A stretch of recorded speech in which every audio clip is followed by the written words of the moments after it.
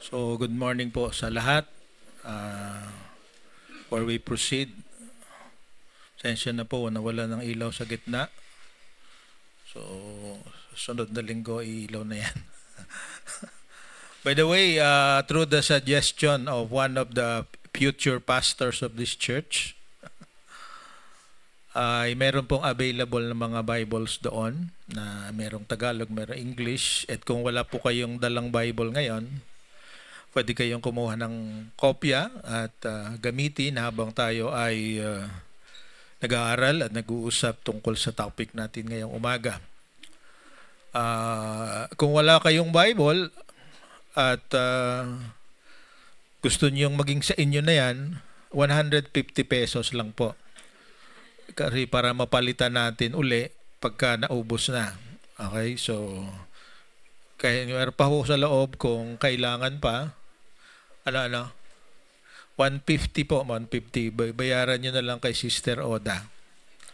Of course, honest naman kayo, di ba? So, kung hindi man maubos yan o maubos man yan, it's still praise the Lord. Kasi ibig sabihin, merong mga nagkaroon ng interest na to study the Bible on their own.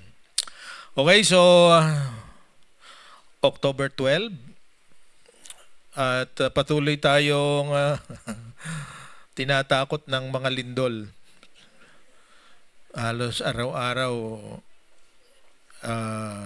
may mga lindol sa iba't ibang lugar at may naapektuhan at nakakalungkot. Kaya lang the Lord is in control. At gusto rin pasalamatan ng ating worship team.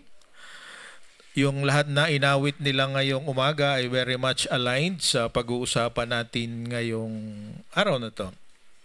Na-acknowledge natin specifically na tayo ay nasa gitna ng spiritual na pakikipagbaka na nagsimula noong unang-unang panahon at the time of creation at magpapatuloy hanggang sa pagbabalik ng ating Panginoon. Ito ay pagpapatuloy natin sa ating pag-aaral ngayong umaga tungkol sa the habits and traits of disciples. Ano yung mga ugali at karaniwang ginagawa, yung mga katangian at tulad ng mga ginagawa ng mga lingkod o mga alagad ng Panginoon.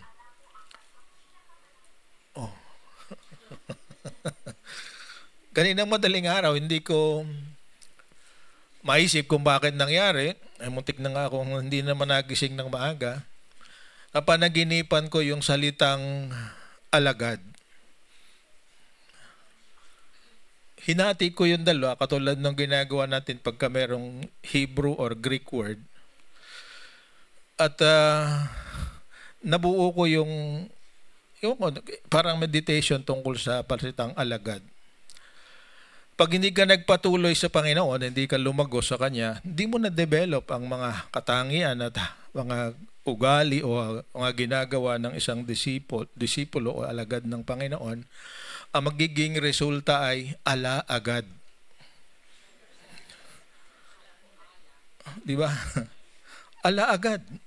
Okay? Mawawalan ng kabuluhan, mawawalan ng direksyon ng ating buhay.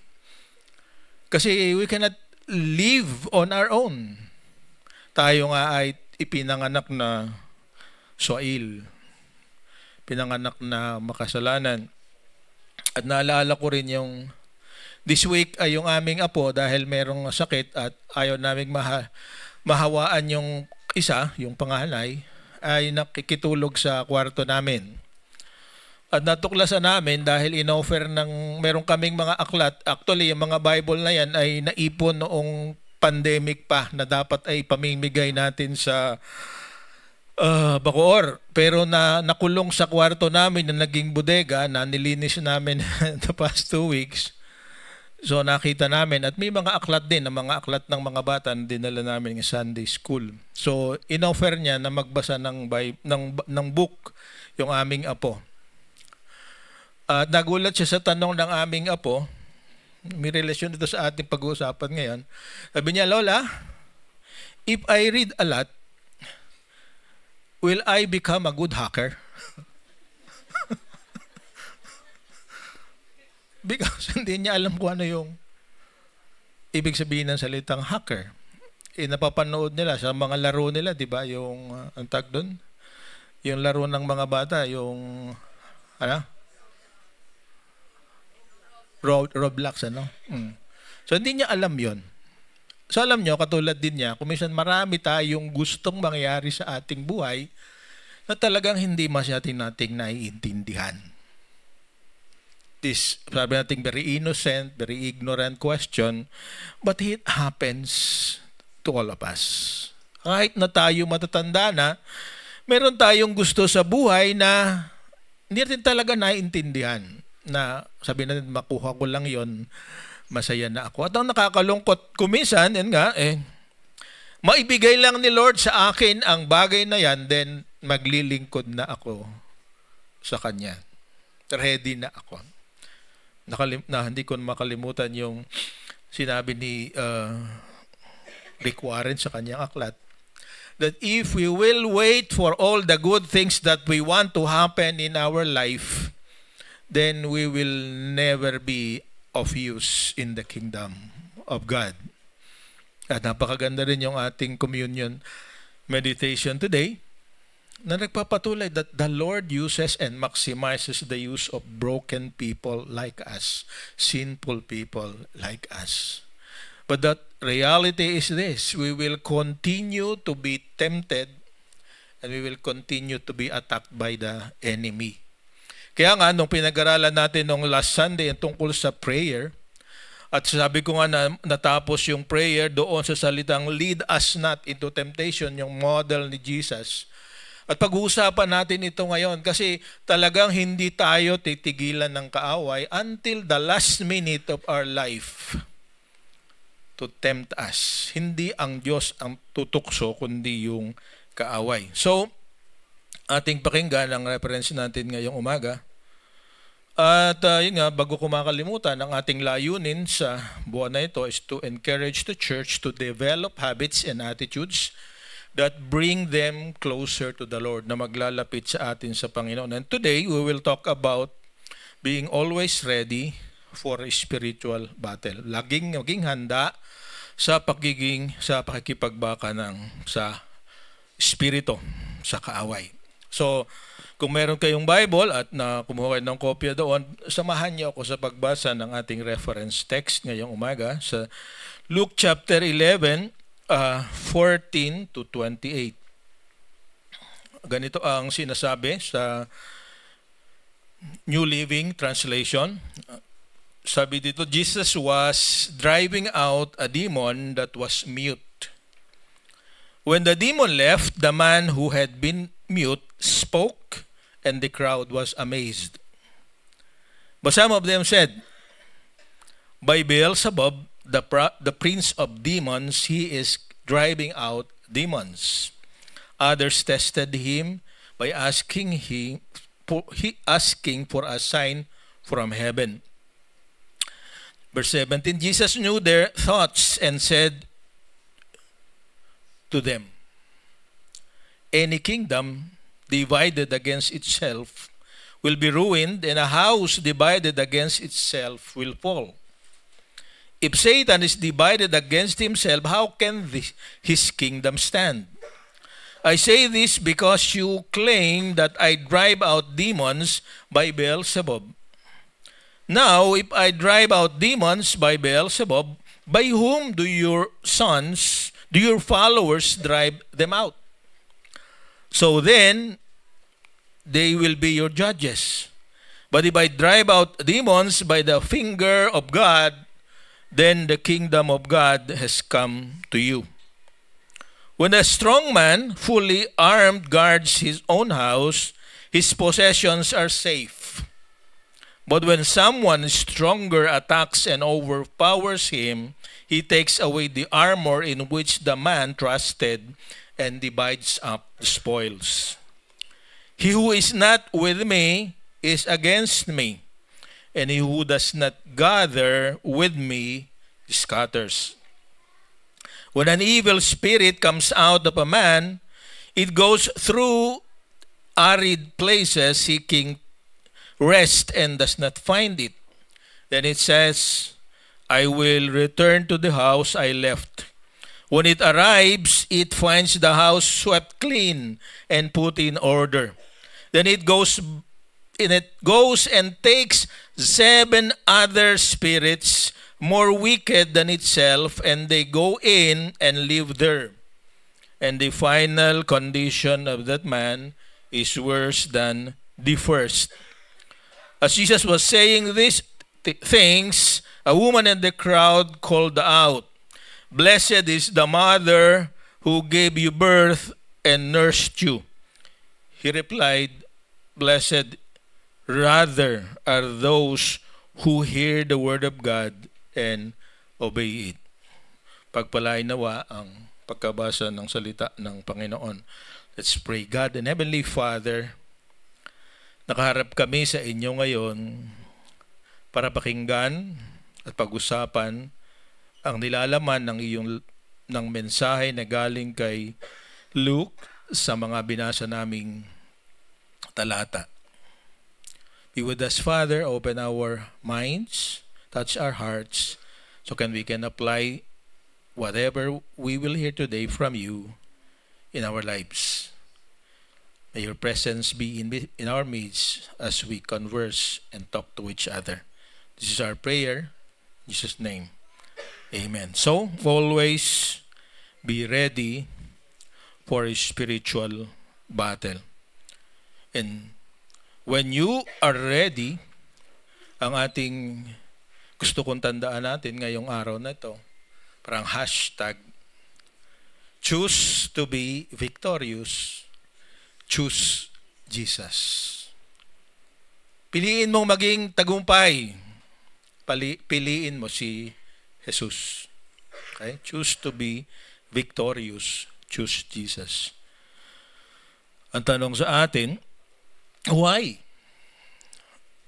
Bakit kailangan kong pumili? Kasi may nangyayari na hindi natin nakikita na patuloy na nangyayari at nagsimula sa simula ng pagkalikha ng Panginoon at magpapatuloy hanggang sa muli niyang pagbabalik para ilagay ang bagong langit at lupa. At doon sa ating nakikita sa display sa slides na yan, sabi niya, the invisible war. It started in the Garden of Eden, sa Genesis chapter 3, 1-6, hindi ko nababasahin, but you take note kung maaari. Noong dayain ni Satanas sa forma ng isang ahas, si Eva at si Adan.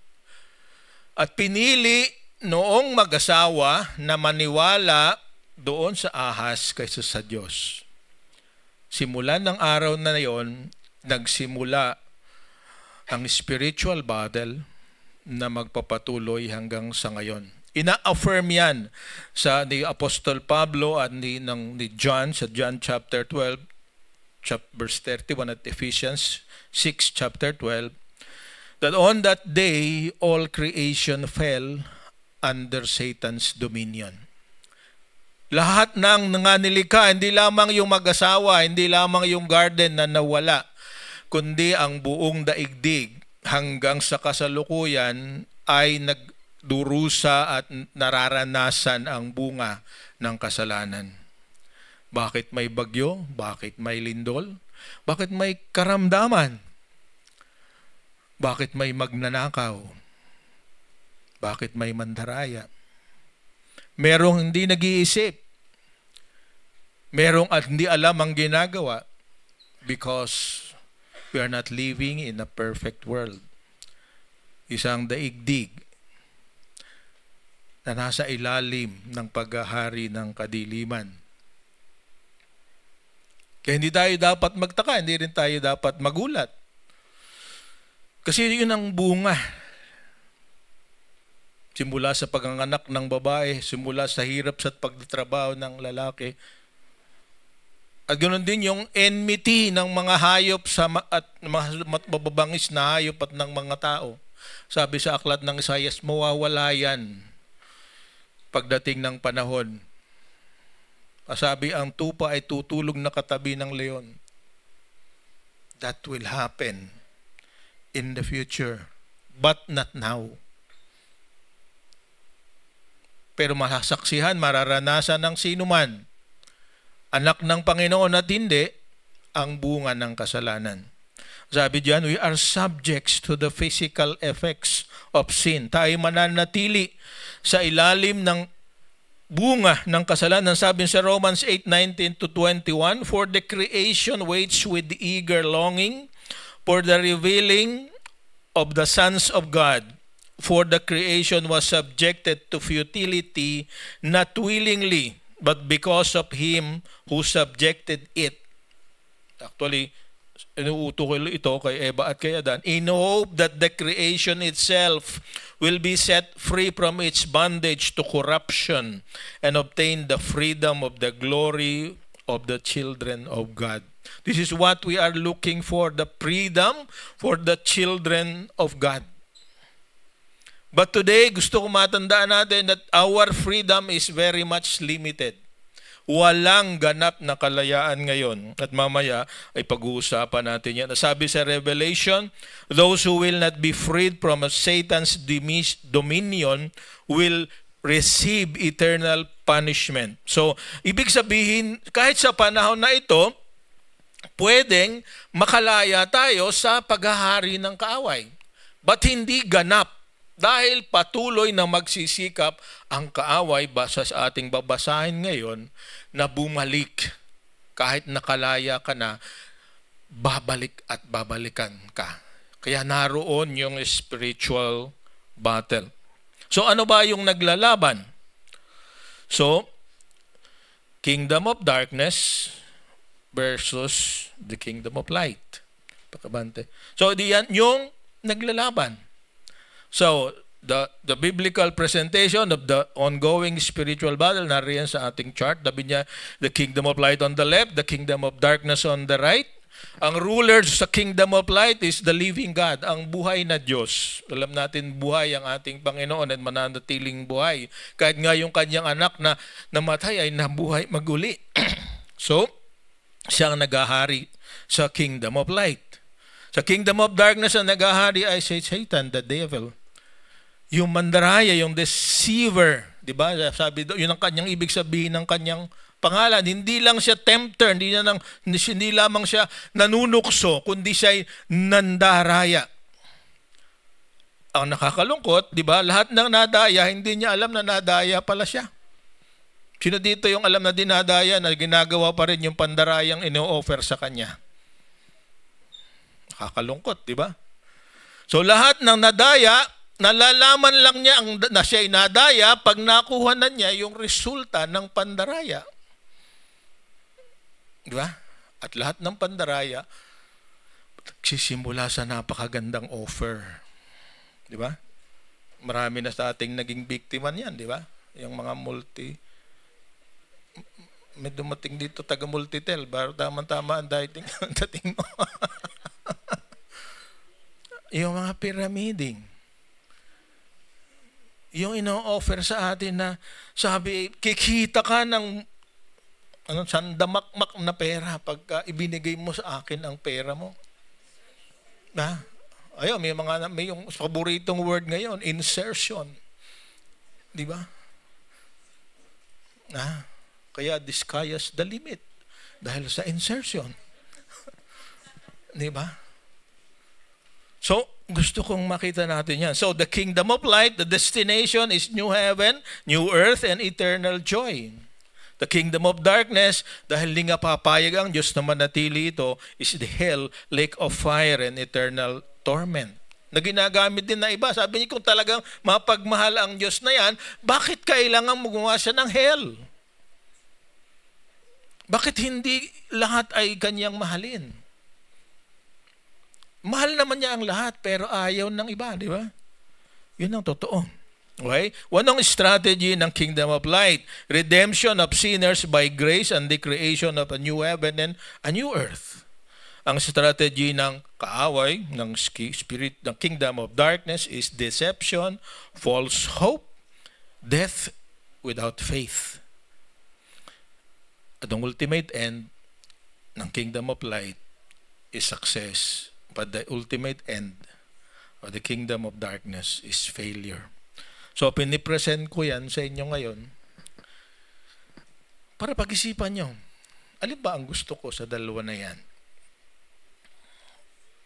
Pero kahit anong piliin, ito yung warning, kahit alin ang piliin mo sa dalawa na ito, there will be temporary troubles. Pero pag pinili mo yung nasa kanan, there will be eternal trouble. Not only in this life, but also in the future. So, mga kapatid, gusto kong makita natin, may pag-asa. Why? Because Jesus sets people free from the kingdom of darkness. Yan yung nasa unang verse natin, di ba? Sabi niya, was casting out the demon. Alam nyo, yung lalaki na sabi, mute, pipi, katulad natin yan. Dati tayo, nang hindi pa natin kinikilala ang ating Panginoon at tagapagligtas, tayo rin ay sa ilalim ng impluensya, ng kontrol ng demonyo o masamang espiritu.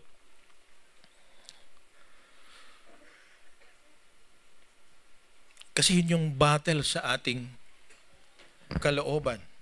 Kasi ang totoo naman, lahat natin gusto nating gumawa ng mabuti, di ba?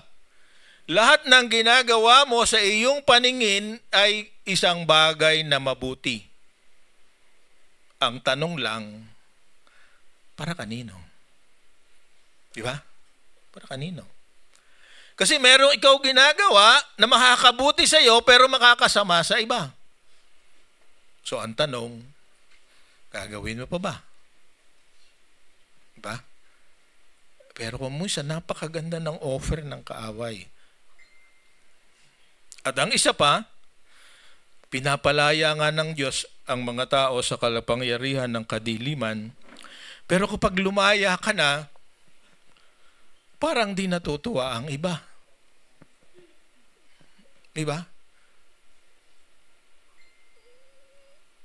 Sabi niya, ako na nga ang gumagawa ng tama, ako pa ang mali. Ako pa ang sinisisi. Kasi, ang totoo nga, ang paggawa ng mabuti hindi popular. Kasi pinaghaharingan tayo nga ng kaharian ng kadiliman. Kaya pag nababawasan ang impluensya ng kadiliman, hindi siya natutulog. Sabi ni Peter, di ba? It's like a roaring lion seeking someone to devour. Hindi siya papayag na walang laban. Kaya ang tanong, ready ka bang lumaban? Kasi dito si Jesus mismo, kinaharap niya yung mga tao na ginagamit ng kaaway para siraan din ang kanyang ginagawa. Kung mabasahin natin at babalikan natin yung ating binasa, sa halip na matuwa na nakita nila merong taong gumaling, yun nga yung hindi makapagsalita at hindi makarinig, ang inatake nila ay yung pamamaraan ni Jesus. Kasi ang totoo, sinasabi lang naman niya, at kahit nga yung 12 at yung 72 na sinent out niya, in the name of Jesus, katulad ng ating kinanta kanina, gumagaling, nawawala ang dominion ng masamang espiritu. Kaya ang sabi nila na, kung titingnan natin, yung tanong nila, ridiculous yung kanyang explanation, yung kanyang pinakita ni Jesus na katawa-tawa. At it does not make sense. It's illogical. Di ba? Kung ating babasahing mabuti yan. Sabi niya, pinapalaya yung ang mga masamang espiritu, pinapalayas mo sa pamamagitan ng prinsipe ng masamang espiritu. Does it make sense?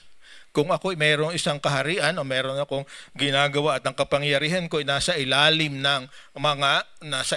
at mayroong mga taong gumagawa ng mga bagay na gusto kong gawin, papayag ba ako na ako mismo sirain ko yung ginagawa ko? Yun ang argumento ni Jesus. Sabi diyan, kung ako ay prince of demons, di sinisira ko ang sarili ko.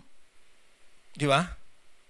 Nakukuha niya ba yung logic na sinasabi ni Jesus? Sabi niya, kasi every kingdom that divided against itself is laid waste, and divided household falls. Totoo yan. Saan ba napakaraming kaguluhan at nakakalungkot na isipin, napakarami sa atin na nagsimula sa mga divided na tahanan. Di ba? Saan naghahari ang kadiliman? Kapag nahati ang mga miyembro ng tahanan. So sabi niya, sino ba yung si Beelzebul? Di ba? Actually, Beelzebub yan sa 2 Kings 1:1-3. At ang sabi doon is, ang ibig sabihin niyang pangalan sa Hebrew, ay sabi niya ang Baal is ruler, Lord or God. Ang Zebub means dung or dung flies. Yung, ano ba Tagalog ang flies? Langaw sa dumi. Masagwa masyado pag ginamit ko yung 3-letter di ba? Kaya pag sinabing Beelzebub, Lord of the Flies, Panginoon ng mga langaw.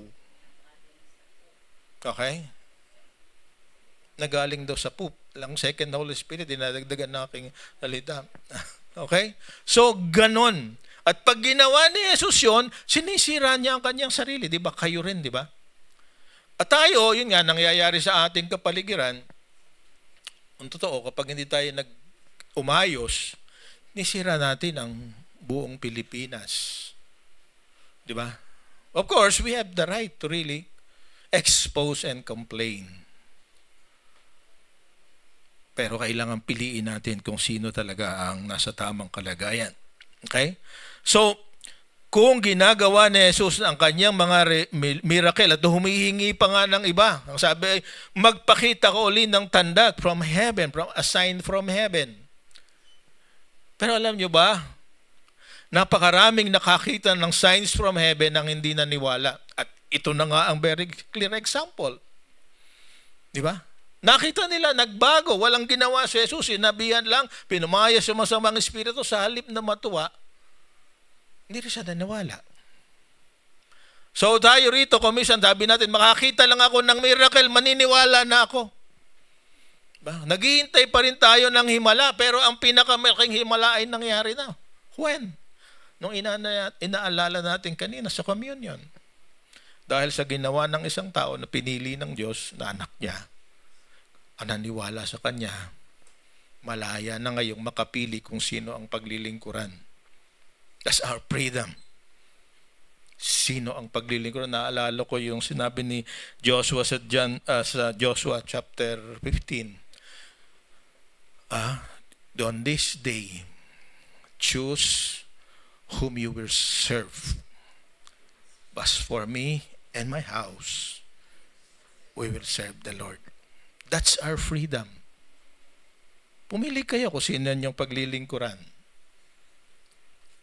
Ang Diyos ninyo doon sa Egypt na nagpahirap sa inyo, mga Diyos-Diyosan na walang nagawa, o ang Diyos na nagpalaya sa inyo at naging dahilan kung bakit kayo ay nasa Kanaan.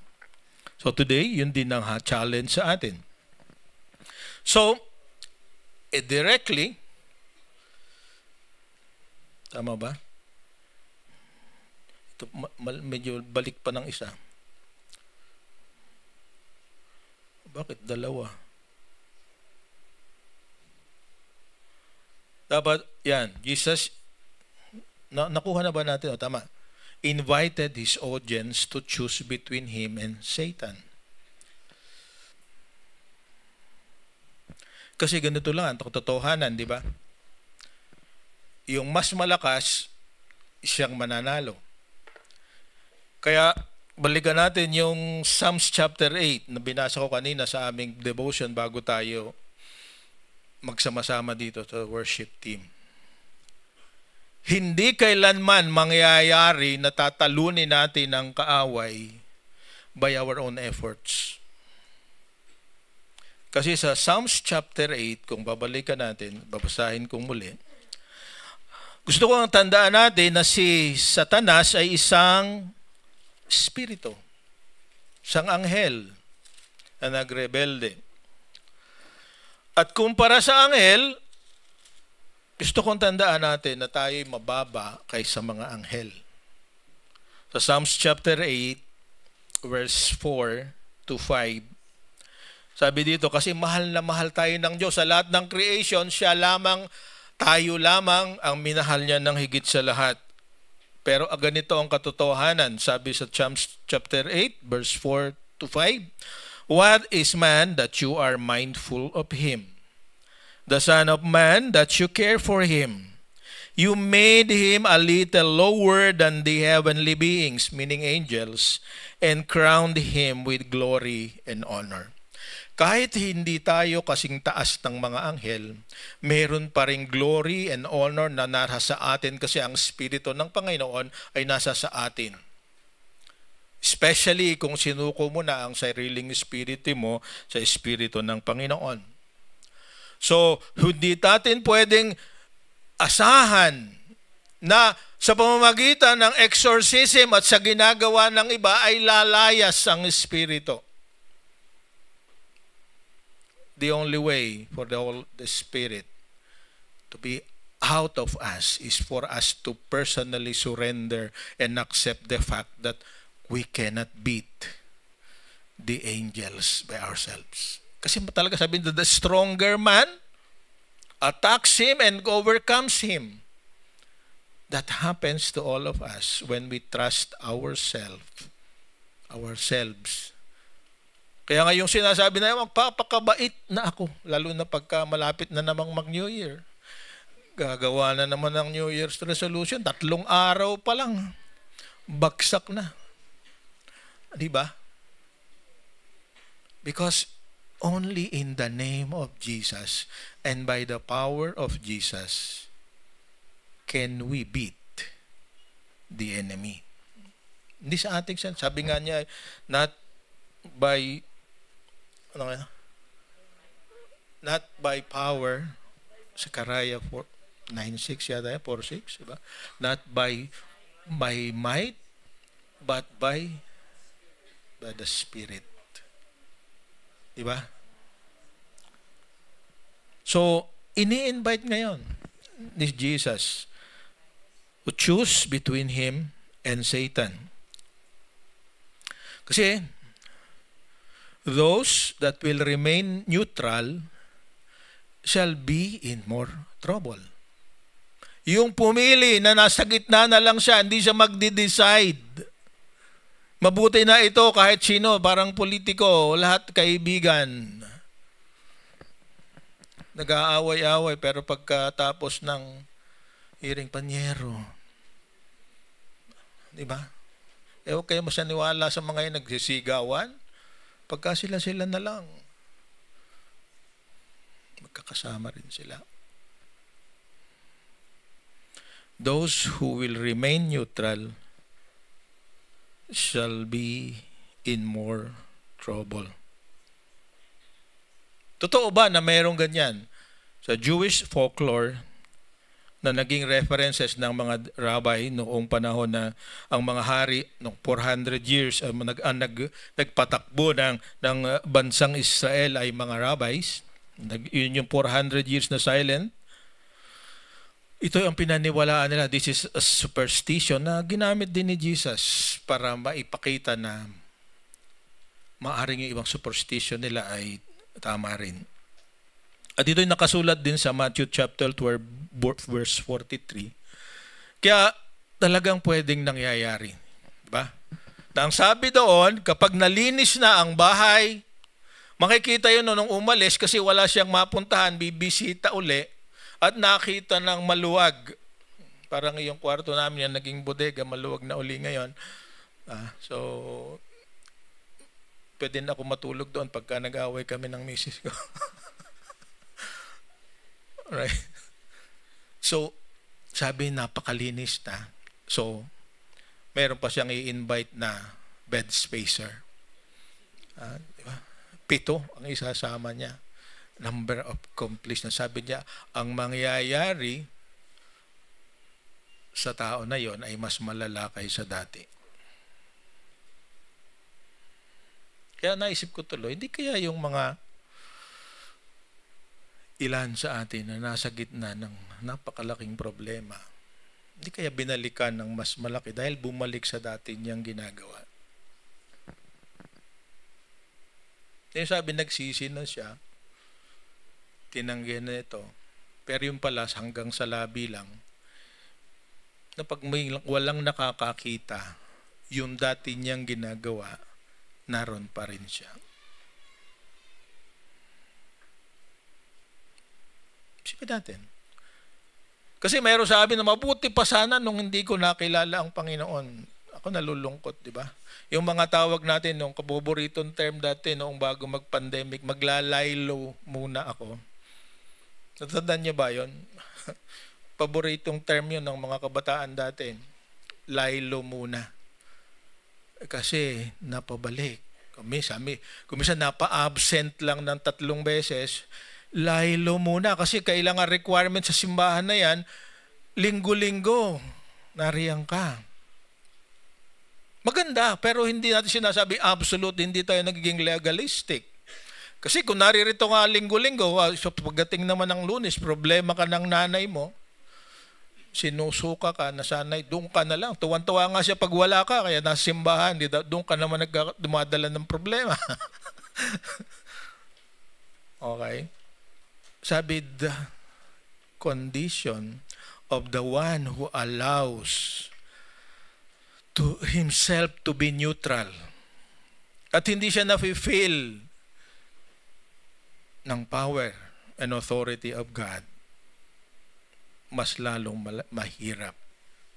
Kasi di ba, napakahirap din, sabi niya, namamangka sa 2 tulay. Ang sabi rin ni Jesus sa Matthew, di ba?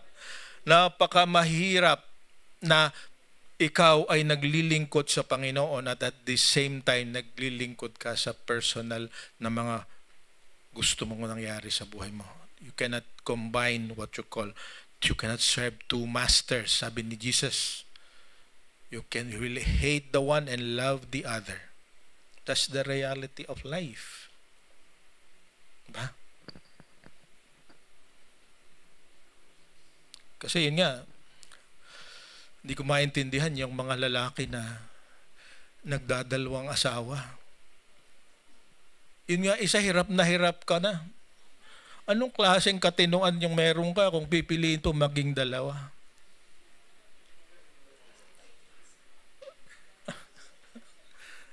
Sabi nga ng miss ko, pag namatay ba ako, mag-aasawa ka uli? Sabi ko, ano ko baliw?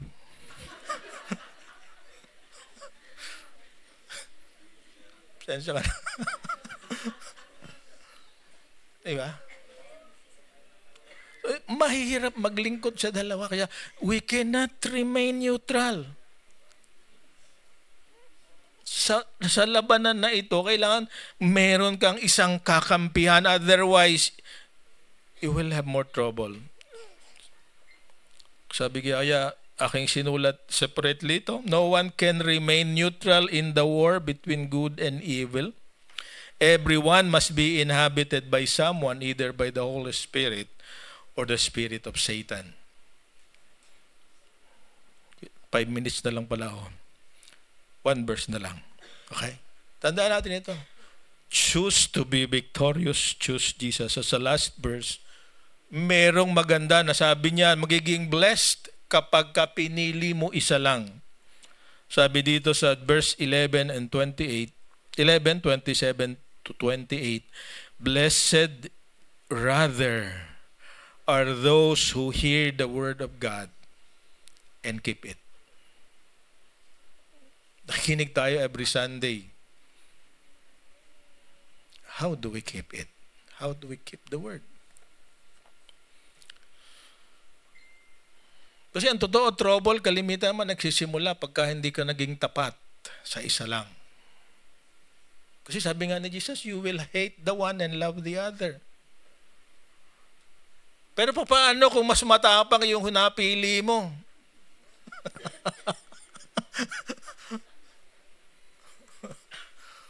Akala mo yun ang tama. Diba, perwisyo? So, pumili ka na lang kung talagang nagmamahal sa iyo. Amen? Mas mahirap yun, di ba? Na pipiliin mo, wala sabi natin ay, di ba? Na narinig natin sa hearings lagi, walang resibo. Di ba yung mga term na naririnig natin? Walang resibo. Ano ibig sabihin? Ebidensya. Ang tanong, nagkulang ba si Jesus sa presentation ng ebidensya? Sa buhay mo mismo, huwag nang tingnan ng iba. Kulang ba siya sa ebidensya na mahal ka niya talaga?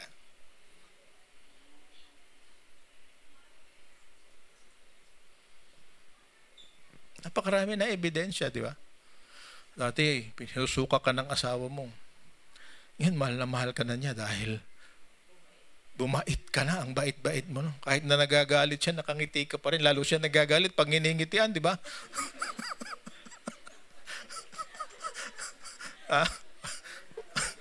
Di ba? Totoo yan, di ba? Yung mga babae, pagka pangising-ngisi ka, habang galit na galit siya, di ba? Lalong nagagalit. Kasi parang hindi mo ni-empathize, di ba? Kung ginagawa natin sa Panginoon yon, sinasabi na niya ang nararamdaman niya, pero kaiba ang ating reaksyon. Di ba lalo nating din nararamdaman ang kabutihan niya? Sometimes yung mga gagawin niya, mahirap talaga, masakit. Because it's discipline. Dinidisiplina tayo ng Panginoon. Walang hindi painful na discipline. Pero ang sabi sa Hebrews, iba, ang tunay na pagmahal ay tough love. Kung kailangang masaktan ang manamahal mo para maituwid siya, gagawin mo. At higit sa lahat, ang pinakamaganda na iniwanan ng Panginoon, na pinag-aralan na natin noong ating camp, hindi naman niya iniwan tayo na walang gamit. Kasi meron siyang gusto ko, bago ko makalimutan, na-jump na naman ako, we have to prepare for a spiritual victory. Sabi yun ay, we have to understand Satan's strategy. Ang kanyang strategy, deception, empty promises. So, ang unang gusto natin gawin natin, read your Bible, pray every day because there are 7,000 promises na pwede mong i-claim. Hindi ka pwedeng makipaglaban ng wala kang bahala, wala kang gamit. Ang gamit, mamakita natin mamaya, ay salita ng Panginoon. So, to prepare for a spiritual victory, understand Satan's strategy, read your Bible, and pray every day. Pangalawa, give your life to the Lord. Nothing else matters if you do not belong to Him. Sabi niya, if you gain the whole world but lose your own soul, wala kang ipapalit. And lastly, always wear the armor of God. What is the armor of God? Naririyan sa Ephesians 6, nariyan in reality, verse 12. Sabi niya, take up the whole armor of God that you may be able to withstand in the evil day. And having done all, to stand firm. Diba? Tandaan natin, you have to stand firm. Hindi ibig sabihin mawawala. Tatayo ka, haharapin mo. Kaya yung troubles natin, hindi mawawala yan. You will always have trouble in this world. John 16:33. This world you will have tribulations, but take heart, I have overcome the world. So, paano tayo tatayo na matatag? Sabi niya, stand therefore having fastened on the belt of truth, ang sinturon ng katotohanan, and having put on the breastplate of righteousness, yung baluti ng katuwiran, which is the righteousness of God, not our righteousness, because we are not righteous. Sabi niya, and as shoes for your feet, having put on the readiness given by the gospel of peace.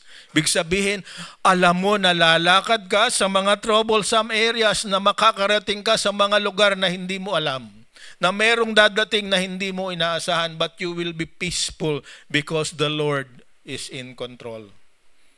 Ano man ang mangyari. Huwag mong hintayin ng lindol na, in Jesus' name, di ba? Yun yung narinig natin lagi.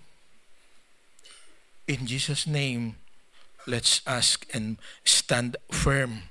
And then sabi sa verse 16, in all circumstances, take up the shield of faith. Manampalataya ka, with which you extinguish all the flaming darts of the evil one, and take the helmet of salvation. Alam mo, ligtas ka, hindi lamang sa panahon na ito, kundi sa darating na panahon. And the sword of the Spirit, which is the Word of God. Bumalik sa verse 13. Diba? Word of God. Kaya yung sabi nila, mag-memorize ka ng verses. That's very true. Alam nyo ba, sa Vietnam War, at kahit doon sa panahon ni Hitler, those who survive are those people who recites the Word of God. Okay. Meron akong binasa nung nag-aaral kami ng counseling ni Viktor Frankl. When he was under the torture of Hitler in Nazi camps, the Word of God was his tool to remain sane. Matuwid ang isip na hindi mawalan ng pag-asa. Hindi ka naman nasa concentration camp ngayon. At noong Sunday, pinag-usapan natin, praying at all times in the Spirit with all prayer and supplication. Sabi nga, pray ka lang. Pero yun nga, sabi natin, ask, seek, knock. Bago kumatik mo ulit yan. Pag nananalangin ka, ask. Ang ibig sabihin ng ask, seek, and knock. Meron kang gagawin, hindi ka tanga. Maghihintay. You'll do something. Hanapin mo ang solusyon. And the solution is in the Word of God.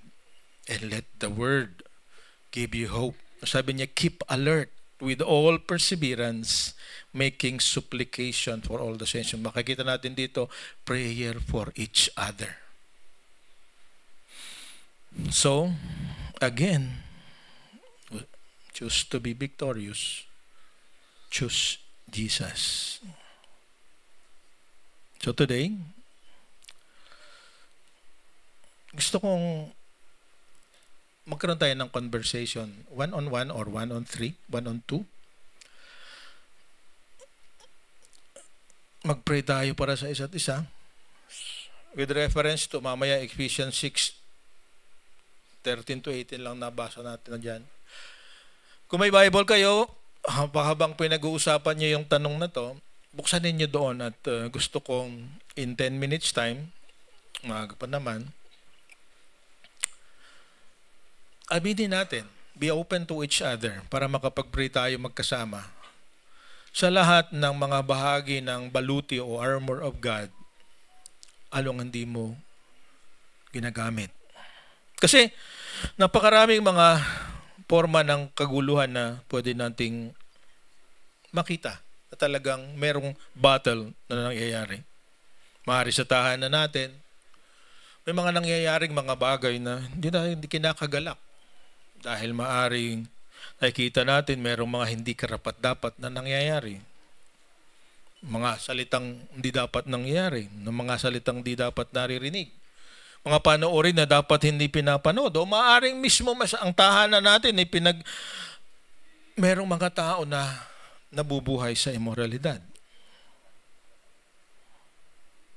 O kaya sa ating negosyo. Baka tayo ay gumagawa ng paraan na undersized yung baka para makatipid. Diba yun na nangyayari ngayon? Diba? Ang semento ay 3 inches. Lupa ang nasa ilalim. Dishonesty. Why? Kasi walang power ang Word of God. But hindi totoo yan. So today, I want you to sit with one or two and confess to each other. Prepared ka ba? O hindi mo alam talaga ang gagawin, and then pag-pray natin ang isa't isa. Kung yung katabi mo ay asawa mo or what, pag-usapan niyo ito. Ano ba nangyayari sa atin? Ano kaya saan tayo nagkukulang? So, let's start. Sa relos ko ay 5 minutes before 11. let's spend some time. Kung ngay bago dito at ngayon mo lang ito na-experience, gusto kong gawing experience mo ito para makapagtanong ka doon sa maaring makatulong sa iyo. So, kung yung mga small groups ay naririto, puntahan ninyo yung small groups nyo at kausapin sila para matulungan. So, referring to Ephesians 6:11-18, what part of armor of God are you neglecting or failing to use? So, hindi mo naintindihan, pag-usapan ninyo. So, let's set 10 minutes time para tayo ay... Pati David, tinatawag kaya doon. Sino ba yung tumatawag sa'yo? Okay? So, kung kailangan nyo ng tulong at hindi mo masyado naintindihan, ay yung mga leaders, mga small group leaders, ay lapitan sila. Kung di familiar na mukha, pag-usapan natin to. Kasi kung minsan, masyado natin nanineglect. Pinag-aralan natin sa camp, pero ano nangyari sa camp? Okay? So, mga naririto, hanap kayo 3 maximum sa isang grupo para pag-usapan. Kasi naniniwala ako na there are things na hindi natin napapag-usapan kung hindi natin i-create ang environment para mapag-usapan ang mga bagay na katulad ng aking ipinahayag sa inyo ngayong umaga. Sa small group, sabi niya, use I statements, di ba? Yung mga karanasan nyo, i-share nyo sa kasama nyo at para maipag-pray at matulungan kayo. I statements. Huwag kayong mag-preach sa langit. Na meron kaming isang pamilya na umuunawa at nakikidama sa aming mga pinagdadaanan. Nakita namin na hindi kami iba sa kanila, na ang mga hamon ng buhay namin ay hindi kakaiba sa mga hamon sa kanila. Na kami lahat ay naapektuhan ng mga nangyayari sa aming kapaligiran. Pero pinapayagan mo na manatili kami dito. Dahil alam namin, Panginoon, meron kaming bahagi sa magiging mabuting pagbabago na nais mong gawin sa bawat isa. Higit sa lahat, narito ang iyong mga anak na pwede mong gamitin para yung mga nadidiliman ay makakita ng liwanag. Yung mga walang pag-asa. Sa pamamagitan ng kanilang mga panalangin, kanilang mga payo at kanilang mga patotoo, ay makakita ng liwanag at hindi patuloy na pagharian ng kadiliman, Panginoon. Salamat sa iyong iglesia. Salamat sa iyong banal na Espiritu. Ito namin nakikita na kung ano man kami at sino kami tinanggap mo. Subalit ayaw mo na manatili kami sa aming kalagayan. Aking dalangin, katulad ng pangarap ng iyong iglesia sa lugar na ito, kung saan mo sila dadalhin, Panginoon, huwag mo silang iiwanan.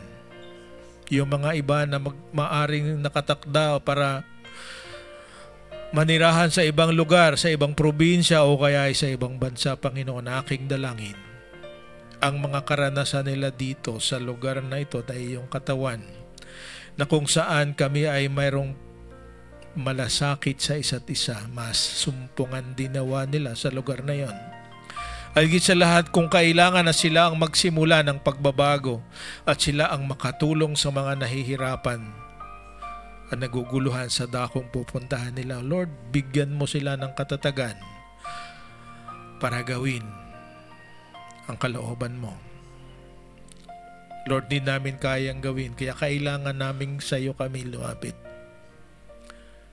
Napakalaki ng problema ng sanlibutan, subalit alam namin you have overcome the world and we trust you. Not ourselves, but you, Lord. In Jesus' name we pray, and everybody say, Amen.